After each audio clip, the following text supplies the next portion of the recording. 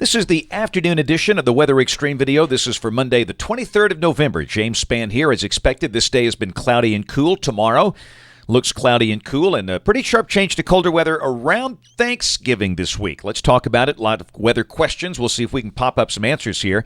We'll start way down south. This is the Atmore Skycam. That's down in Escambia County, right at the Florida state line. Often, with these lingering clouds, we'll have clear weather down there, but not this time. It's cloudy almost to the Gulf Coast. Not quite, but certainly cloudy there. Up this way, that's the Shelby County Skycam on the campus of the University of Montevallo. Overcast conditions there, and the same sky from Jasper in Walker County. That view coming from the King Building, looking east.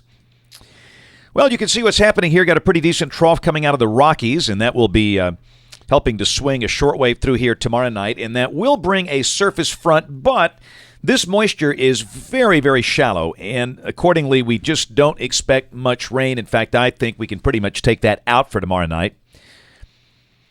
And yeah, it's cloudy. All 67 counties. In fact, you have to go all the way down to Gulf Shores to find the sun.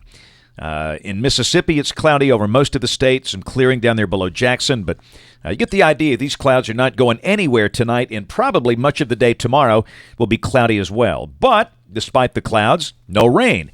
QPF chart valid through Saturday morning at 6 o'clock, and this is suggesting really nothing for most of the state, just a trace up in the Tennessee Valley. Better precipitation this week will be well up north from Iowa and Minnesota over to New England. Let's go day by day for those of you traveling or maybe just staying at home. Like some of us, you can see the 12Z GFS valid at noon tomorrow.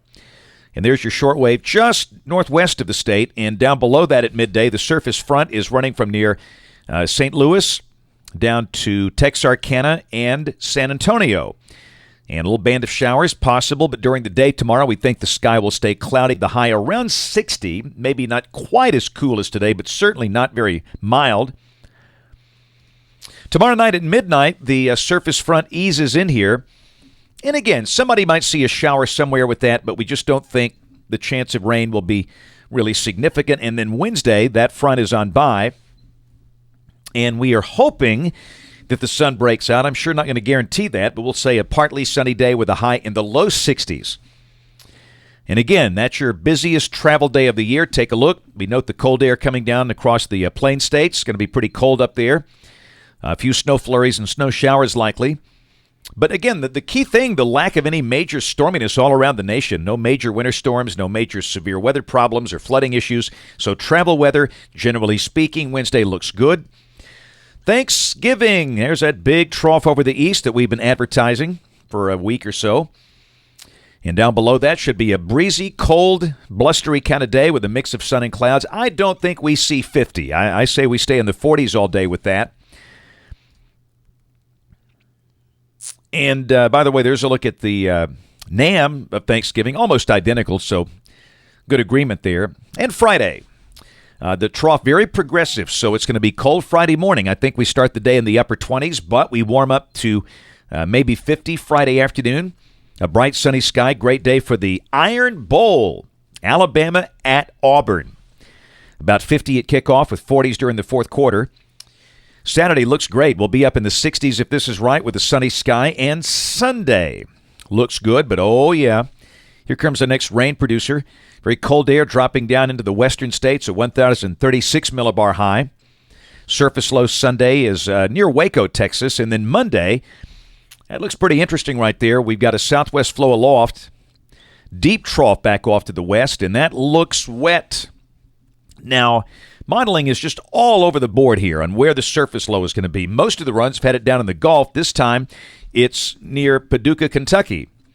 But one way or the other, Monday certainly looks wet. That is suggesting a change to snow back on the backside over parts of Missouri, northeast Oklahoma, northwest Arkansas. Places like Tulsa and Fort Smith would see some snow on Monday if this is right. And again, that's a week from today, last day of November.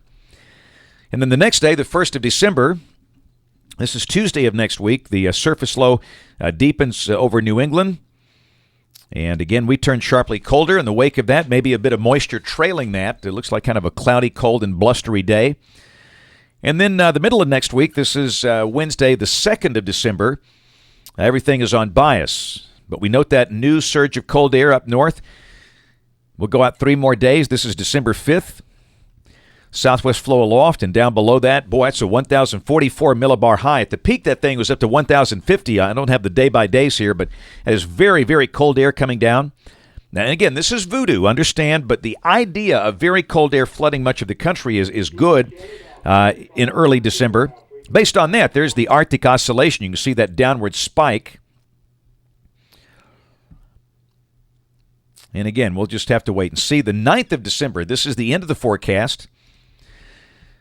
Interesting in that we got a very strong polar vortex over eastern Canada and a strong jet undercutting all that. That shows the coldest air up north. But again, we can't be specific out here. We just think that the weather's going to be active and interesting in December, which it typically is. That's it for the Weather Xtreme video today. We'll have notes on the blog. The next video here by 7 o'clock tomorrow morning. And if you're local to us, we invite you to watch us on television this evening.